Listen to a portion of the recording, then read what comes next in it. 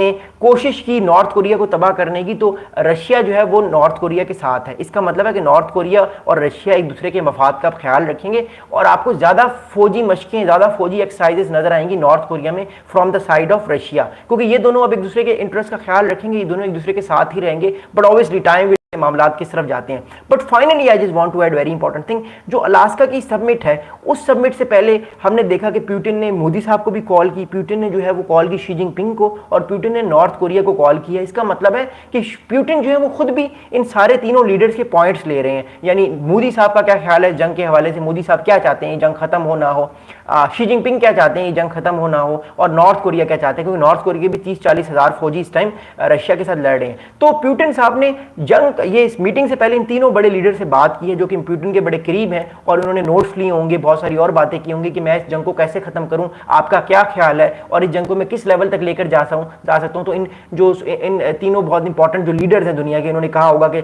आप जंग को इस तरह पे इस पॉइंट पे लेके जा सकते हैं। क्योंकि देखिए यूक्रेन रशिया वॉर में इंडिया का भी इंटरेस्ट है, चाइना का भी इंटरेस्ट है, और नॉर्थ कोरिया का भी इंटरेस्ट है। मैं आपको बताता हूं इंडिया का क्या इंटरेस्ट है। देखिए इंडिया का सबसे बड़ा इंटरेस्ट यूक्रेन रशिया वॉर में यह है कि ये वॉर रुक जाए। अगर ये वॉर रुक जाती है तो फिर इंडिया 35 से हो सकता है 60% तेल लेना शुरू कर दे और अमेरिका इंडिया को तंग ना करे। और दूसरी बात यह है कि यूक्रेन रशिया वॉर अगर रुकती है तो इंडिया के लिए सबसे बड़ा इंपॉर्टेंट इशू बेनिफिट यह है कि फिर अमेरिका बार बार तंग नहीं करेगा यूक्रेन रशिया वॉर पे इंडिया को। इंडिया बासानी रशिया से और हथियार भी ले सकता है और ज़्यादा चीज़ें भी ले सकता है। अभी तो मुश्किल है, लेकिन मैं आगे की बात कर रहा हूँ। अगला बड़ा इंपॉर्टेंट स्टेटमेंट यह है कि चाइना इस जंग को किस तरह से देख रहा है। देखिए मैंने आपको ऑलरेडी बताया कि वांग ही ने, जो वांग ही फॉरेन मिनिस्टर हैं चाइना के, उन्होंने कुछ अर्सा पहले अपने यूरोपियन यूनियन के एक काउंटर पार्ट को एक कमेंट किया जो कि लीक हो गया। वो कमेंट ये किया वांग ही ने कि चाइना चाहता है कि यूक्रेन रशिया वॉर में रशिया ये जंग ना हारे, रशिया विनिंग साइड पे रहे, क्योंकि अगर रशिया कमजोर रहा या वीक हो गया या हार गया तो फिर चाइना के लिए मुश्किल हो जाएगा, क्योंकि फिर अमेरिका बासानी चाइना को कंटेन कर लेगा। अभी रशिया स्ट्रांग है ना, तो अमेरिका के लिए भी मुसीबत ज्यादा है। अगर रशिया वीक होगा तो जाहिर बात है चाइना को वो बासानी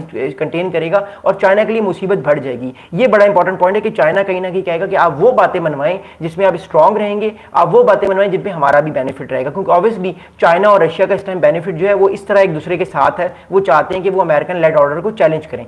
नॉर्थ कोरिया के लिए क्या इंपॉर्टेंट, देखिए नॉर्थ कोरिया के लिए सबसे इंपॉर्टेंट है कि जंग चलती रहे।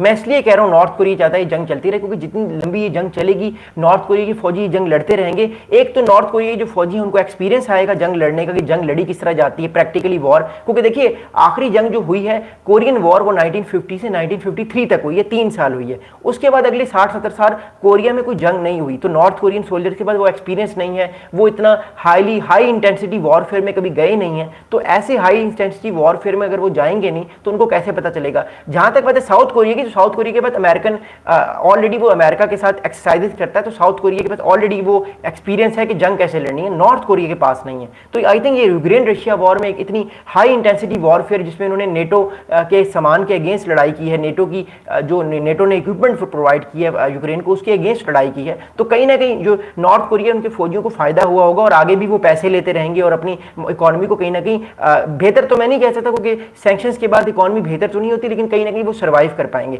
तो ये सारी चीजें हैं। बट लेट्स सी, कल का दिन बड़ा इंपॉर्टेंट है। 15 August is going to be the very very important day for the world, क्योंकि 15 अगस्त को जो है ये मीटिंग जो हो रही है अलास्का में, एंड वील सी कि ये मामला किस तरफ जाएंगे। बट आई होप कि आप लोगों को मेरा टॉपिक समझ आएगा। मैं आप लोगों के क्वेश्चंस के जवाब लेता हूँ, आप लोग सवालात करते रहे। थैंक यू सो मच, आप इतना प्यार दे रहे हैं। मैं आप लोगों के कमेंट्स पढ़ता हूँ और हम इस वीडियो को मामला को आगे लेकर चलते हैं। Thank you so much. Okay, facts versus world कैसे हैं आप?